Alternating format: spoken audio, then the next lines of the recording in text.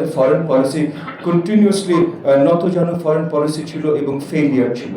আমি এটা এগেন, ওনারা তরুণ, ওনারা গত 16 বছর বড়ভাবে অভিজ্ঞতা করেছেন এবং গত 16 বছরে আমি ওনাদের সাথে পুরোপুরিভাবে একমত।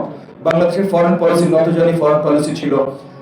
বাংলাদেশ একটা দেশের রিজিওনাল হেজেমনির যে প্রজেক্ট ছিল, সেই প্রজেক্টের বড় একটা অংশ হয়ে দাঁড়িয়েছিল এবং সেই কারণেই কিন্তু বিশালভাবে জুলাইয়ের গণ অভ্যুত্থান হলো। আবার এই মুহূর্তে ভারতকে আমরা ঠেলা দিয়ে ভারতের সাথে যুদ্ধ লাগাবো, এইটা কোনো সঠিক মস্তিষ্কের কাজ না। প্র্যাগম্যাটিক ভাবে চিন্তা করতে হবে। সো আমরা যদি প্র্যাগম্যাটিক ভাবে চিন্তা করি, ভারতের সাথে আমাদের ট্রেড রিলেশন, এই যেটা সবচেয়ে গুরুত্বপূর্ণ, ট্রেড অ্যান্ড ডিফেন্স। ভারতের সাথে ট্রেড রিলেশন, ডিফেন্স রিলেশন দুটোই ইম্পর্টেন্ট। ভারতের সাথে আমাদের $14 বিলিয়ন কাছাকাছি ট্রেড ডেফিসিট আছে। চায়নার সাথে ট্রেড রিলেশন, ডিফেন্স রিলেশন দুটোই গুরুত্বপূর্ণ। চায়নার সাথে আমাদের অলমোস্ট $23 বিলিয়ন ডেফিসিট আছে। আমরা যখন কথা বলি ডেফিসিট বলে শুনতে অটোমেটিকলি খারাপ লাগে। ডেফিসিট আছে কারণ আমি কিনি বেশি ভাই, এটা আমাদের উপরে। আমরা কেন, এবং এখানে আমার আগে কয়েকজন বক্তা এগুলো নিয়ে কথা বলেছেন যে আমরা কেন আমাদের ট্রেড ইন্টারেস্টগুলো ডাইভার্সিফাই করিনি। এটা আমাদের দায়িত্ব ডাইভার্সিফাই করা। আমরা যদি ডাইভার্সিফাই করতে পারি এবং আমরা যদি আমাদের পারচেজিংও ডাইভার্সিফাই করতে পারি, তাহলে আজকে হয়তো ভারতের কাছে আমি আটকে থাকবো না $14 বিলিয়ন ট্রেড ডেফিসিট, হয়তো চায়নার কাছে আটকে থাকবো না $23 বিলিয়ন ট্রেড ডেফিসিট। এগুলোতে আমাদের বদল আনতে হবে। এগুলোতে বদল আনতে হলে আমরা কি ভাবে যেতে পারি? Regional cooperation.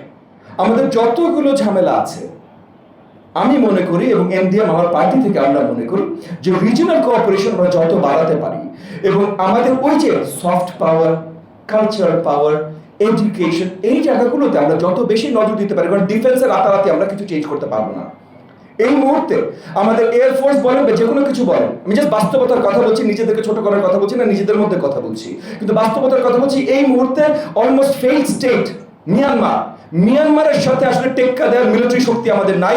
এই অবস্থায়, এবং এটার জন্য ব্লেমেবল, কালপেবল শেখ হাসিনা সরকার, কালপেবল শেখ হাসিনা সরকার খরচ অনেক করেছে, কিন্তু বাংলাদেশের কোনো অবকাঠামো কত শক্তিশালী করে নাই। তার মধ্যে এডুকেশন করে নাই, অন্য কিছু করে নাই। একটা জিনিস ভুলে যায় না, ডিফেন্সও কিন্তু করে নাই। আমরা ডিফেন্স নিয়ে খুব কম কথা বলি, কিন্তু ডিফেন্সও সেই শক্তিশালী করে নাই। তো এখন মিয়ানমারের সাথে যদি টেক্কা দেওয়ার মতো আমার ডিফেন্সের শক্তি না থাকে, তাহলে অন্য কাকে? আর Myanmar is a failed state basically. কালকে পরশু যে কোনো সময় ভেঙে যাবে, 4-5 ভাগে ভেঙে যাবে। তখন আমাদের আরেকটা ঝামেলা আসবে যে শানের কি হবে, রাখানের কি হবে, এই স্টেটগুলোর কি হবে। তখন আমাদের উপরে আরেকটা ঝামেলা আসবে। এটার জন্য আমাদের তৈরি হতে হবে। তো এই জায়গাগুলোতে আমরা যদি ডিফেন্সেও যেতে চাই, আমরা ডিফেন্সের প্যাক কার সাথে করবো?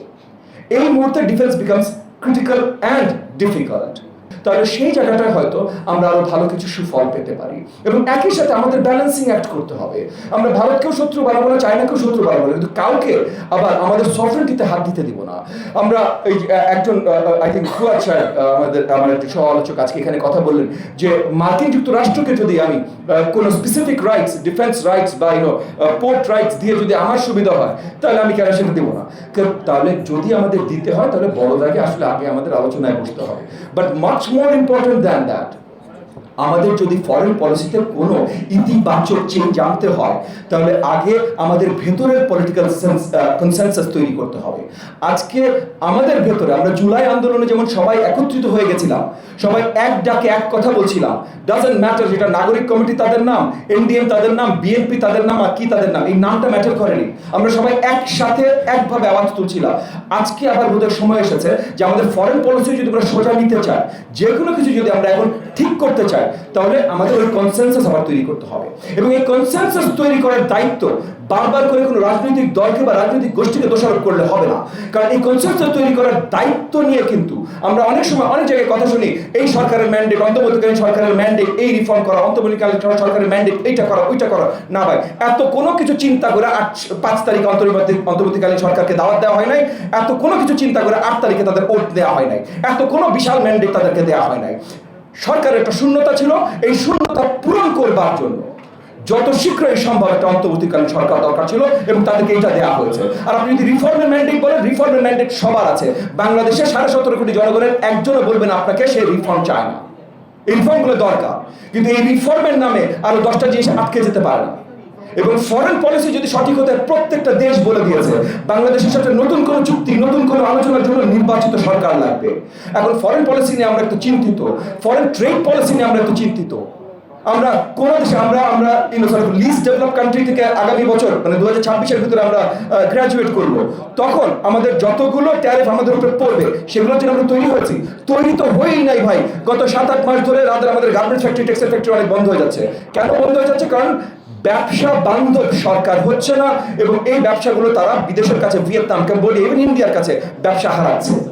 তাহলে এখন যদি এই অবস্থা থাকে, 6 মাস পর বা 1 বছর পর যখন আমরা লিস্ট ডেভেলপ কান্ট্রি থেকে আমরা উত্তরণ পাবো, তখন এই ট্যারিফ পড়লে আমাদের কি অবস্থা হবে?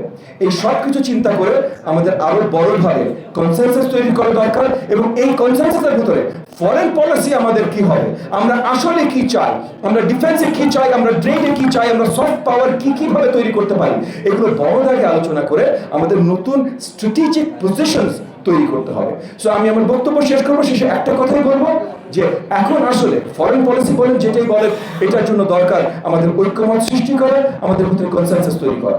আমি শেষে আবারও ধন্যবাদ জানাই জাতীয় নাগরিক কমিটিকে আজকের এই অ্যারেঞ্জমেন্টের জন্য।